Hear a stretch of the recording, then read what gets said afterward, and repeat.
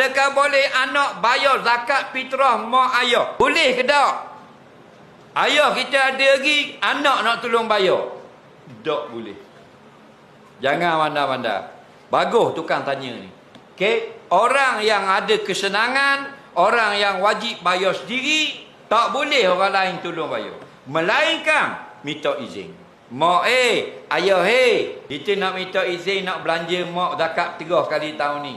Mak dengan ayah dia kata okey, saya izinkan. Sah. Minta izin. Suami wajib bayar fitrah isteri ke isteri wajib bayar fitrah suami?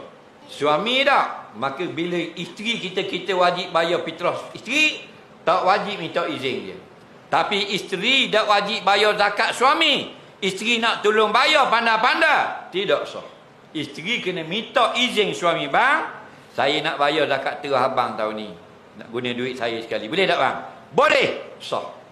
Anak jiran ni baik ingat dengan kita. Kita kenang sungguh anak jiran orang. Hormat kita, tegur lokma kita tak. Jadi kita pun bayar zakat terus pergi bayar attack hak anak jiran. Tidak sah. Kenapa? Hak wajib ayah dia. Mu kena minta izin ayah dia.